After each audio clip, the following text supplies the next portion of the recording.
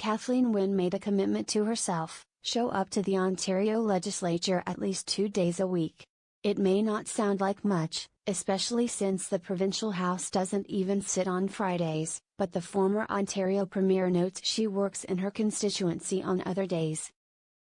When she's at Queen's Park, Ms. Wynne has a front row seat, albeit, from the corner, to Doug Ford's progressive Conservative government in action. And a lot of his moves involve undoing what the Liberals did over the past 15 years, at warp speed. It's hard to watch, that's for sure. It's really hard to watch, Ms. Wynne said recently over green tea at a cafe in her Toronto riding. I don't like watching what are, in my opinion, bad decisions. I don't like that at all, and it worries me enormously. It's difficult to imagine how Ms. Wynne, 65, faces the reality of her party's situation. She led the Liberals to a historic defeat in last June's election, keeping only 7 seats in the legislature, one shy of official party status. One of those seats belongs to Ms. Wynne herself. The MPP for Don Valley West, which she has represented since 2003, has not been able to slip away quietly, as most leaders who are defeated do. And she does not have the luxury of resigning a rare Liberal seat, at least not yet, while her party rebuilds after a crushing loss. My intention is to represent my constituents and I will continue to do that, she said, when asked if she'll serve her entire term. Defiant, yet almost in tears over her party's loss, Ms. Wynne at once defends her government's record while acknowledging that her personal unpopularity caused her to take the extraordinary step of announcing days before the June election that she would not win. I tear up just thinking about it, she said. We had 124 great candidates, and they were working their hearts out, and their teams were working so hard. And I hated to disappoint them.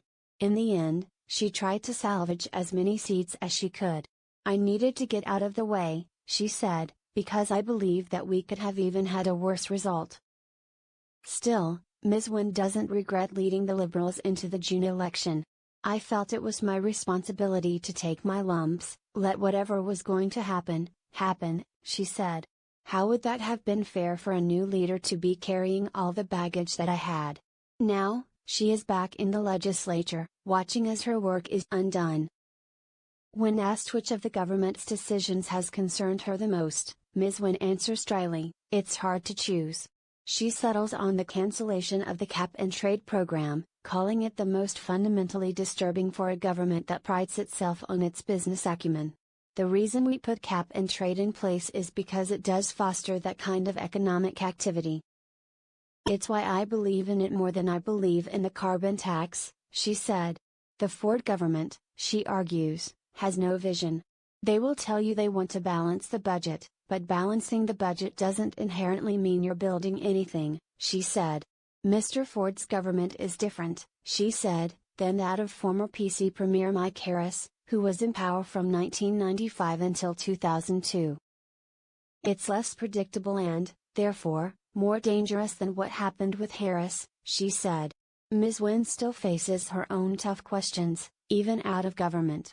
She'll likely be called to testify at a select committee struck by the PCs to investigate her government's handling of the province's finances, including a well-known dispute with the Auditor General. Ms. Wynne doesn't believe, for example, that the deficit is $15 billion as the Tories say. They're using a number that they've kind of cobbled together as a cover for cutting programs and cutting supports, she said. For her part, Ms. Wynne said her past experience in government helps her hold the PCs to account. She said she meets people across the province who regularly thank her for her government's work, including raising the minimum wage to $14 an hour. As her party looks to rebuild, Ms. Wynne said she plans on helping out, but only from the sidelines. I don't think there's any shame in having done what you believe in, it not working out and then being part of the analysis of what didn't go well, she said. To me, that's what life is about. We don't succeed at everything,